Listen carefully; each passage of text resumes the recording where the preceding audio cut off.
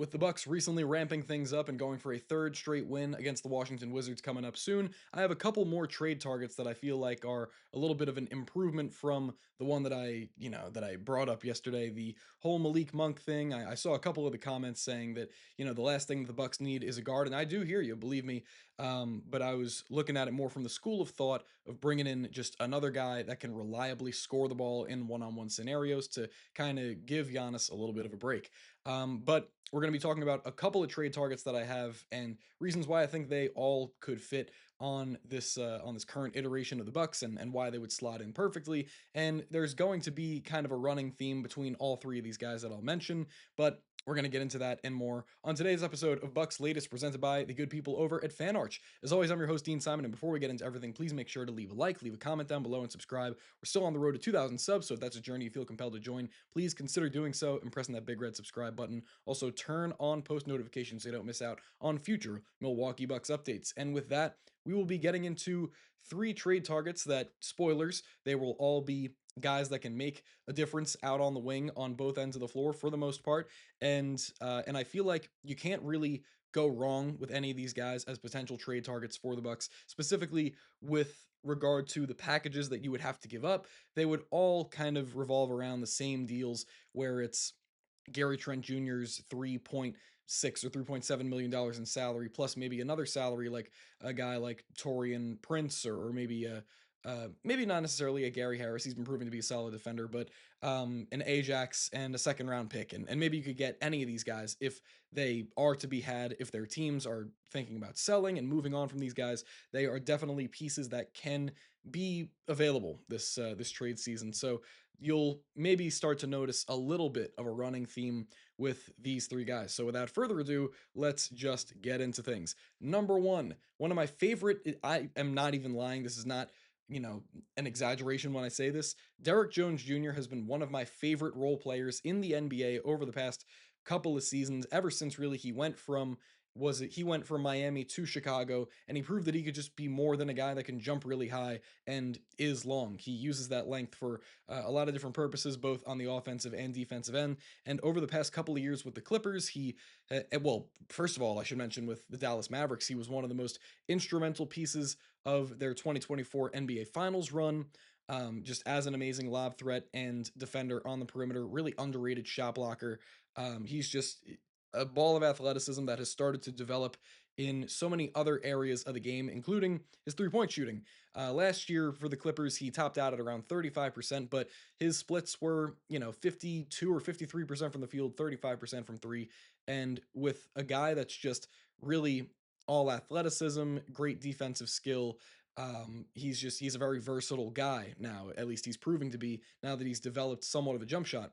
This season, he's kind of sitting at 34%, hovering around that kind of number. But still, you'll take that kind of progression or that kind of upgraded shooting from a guy like DJJ, who, next to a guy like Giannis and next to guys like KPJ, Ryan Rollins running in transition, he is an ultimate lob threat in transition. And I feel like this, of the guys that I have listed here, Derrick Jones Jr. is my number one. Again, of the three wings that we're going to be getting into, Derrick Jones Jr. just has so much to offer to a competitive team, especially a team that has great playmaking with guys like KPJ, even improved playmakers like Ryan Rollins, and not even mentioning Giannis. Jones Jr. can fit in perfectly with this roster. He is really the perfect wing in this spot. Maybe if he shot 38% from three or 39%, then he would actually be the perfect candidate here. But then again, he would be so much more of a hot commodity if he did that. And you can't really ask him to do much more. Of course, you can always ask for him to be better, but he used to be a complete non-factor from the outside. Now he's hovering around league average, getting closer to that mark. So DJJ, first guy up, and there's a chance with him and kind of the rest of these guys that I'll mention that you can get them for relatively cheap, because all three of these guys make somewhat the same amount of money, around 10 million to 13 million dollars. So it's easier to consider a package of, again, like a Gary Trent Jr., Ajax, and any kind of guy like that that's hanging around the bottom of the totem pole for the Bucks. Next guy up, Najee Marshall, who has also been one of my favorite role players over the past couple of years. His last season with the New Orleans Pelicans 2 seasons ago, he really proved to everybody around the NBA and kind of the whole media sphere that he is a real difference maker, and he impacts the game so heavily on both ends of the floor. He's just got great hands. He moves his feet extremely well, and then on offense, he kind of has developed from being more of just kind of a straight battering ram with a little bit more of a handle and a decent catch and shoot 3 point shot to a guy that is developing and continuing to develop his off the dribble game. And one of his most amazing skills, and one of the most underrated skills of any guy, role player or star in the NBA, is Najee Marshall's right hand floater from about 8 feet out. He knocks down that shot more consistently than Steph Curry knocks down threes. It's absolutely ridiculous how good he is at that shot, how he's kind of developed and gained that kind of special ability. His right hand floater is absolutely deadly. Not saying that that's the only reason that the Bucks should be trading for a guy of this nature, but Najee Marshall can impact a lot of things on both ends of the floor, and he's just overall a high IQ player that knows where to be at the right times. Just a very smart guy, and another guy that you can get. I don't want to say for pennies on the dollar because he's proven through certain stretches of this year that he'll go on a 6 or 7 game stretch where he's averaging 19 points a game on 55% shooting out of nowhere. But overall, you could maybe get him for a little bit lower than market value just because this is all to do with the Dallas Mavericks and previously all to do with the Clippers for Derek Jones Jr. If those teams decide to go the selling route, if they figure they're not competing in this stacked of a Western Conference, maybe these are guys that can be made available on the trade block. And the Mavericks more likely would be, thinking more in that school of thought, or going down that road, because the Clippers with Kawhi Leonard and James Harden recently just completely popping off, and now the Clippers have won 5 or 6 games straight. Najee Marshall definitely seems like more of the easier trade candidate to imagine. So John Horse, Najee Marshall, second guy up on the list, and then finally, last guy that we're going to get into is the best shooting option of these three guys by far, and also still a pretty talented defender, though he is not the 2 point shooter that either of these guys are by a wide margin. It's Royce O'Neal from the Phoenix Suns. And when I say that he's a better 3 point shooter, he's actually been a revelation for the Suns this year, shooting about 43% on 6 or 7 attempts from 3 point range. And his shooting is absolutely phenomenal, would fit right in with this roster, especially how he's able to get up and down the floor.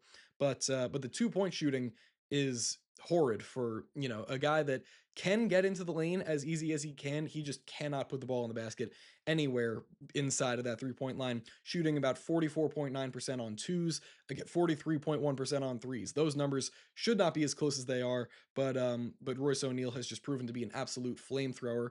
And this is kind of a trend that he's been developing as a shooter little by little throughout the last 3 or so seasons, but now it's kind of reached ahead, and he's just proven to be one of the more volatile 3 point shooting wings in the NBA this year. And this is really a guy that I'm looking at to, if the Bucks are able to offer that package of Gary Trent Jr., Andre Jackson Jr., and a second round pick, this is the guy, this is the team that I'm seeing maybe accepting a deal of that nature the most. Because though the Suns have had a pretty surprising start, maybe if they start to slow down a little bit, they start to become kind of sellers, and trying to really kickstart a rebuild around Devin Booker and Dylan Brooks, who has had like sort of a semi All Star leap recently this year. Trying to kickstart a rebuild around those guys to give them another fair shot at competition for a championship. Maybe Royce O'Neal is a guy that they sell to get any kind of young talent in the door, whether it's, whether it be Ajax and a second round pick or anything from the other 28 teams in the NBA. Maybe Royce O'Neal is a guy that can be dealt to the Bucks to help them in their kind of desperation mode scramble to further increase their 3 point shooting productivity, and to give them yet another versatile option on the wing defensively, a guy that can come in and assist the Kyle Kuzmas and the Bobby Portises, so Bobby and Jericho Sims don't have to, be out on the perimeter defensively as much. Royce O'Neal is a perfect candidate to slide in for either of those guys and to be a fantastic 3 point shooting option for Giannis on the other end and catch and shoot spots. So, with that being said, Those are my three guys, my three main candidates, and we're going to be shifting away from guys like the Malik Monks of the world, even though would love to have him on the roster, despite all of the guard play that's been around. These are the kinds of guys that can really make an impact, make a difference on this team, and guys that John Horst is maybe going to be calling for as that February 5th trade deadline comes around. But, anyways, that'll be it for me today. Thank you very much for tuning in to another episode of Bucks Latest presented by the people at Fan Arch. As always, I'm your host, Dean Simon. Before you go, leave that like, leave that comment down below, and subscribe. And also turn on those post notifications so you don't miss out on future episodes. All right, I will see you guys in the next one.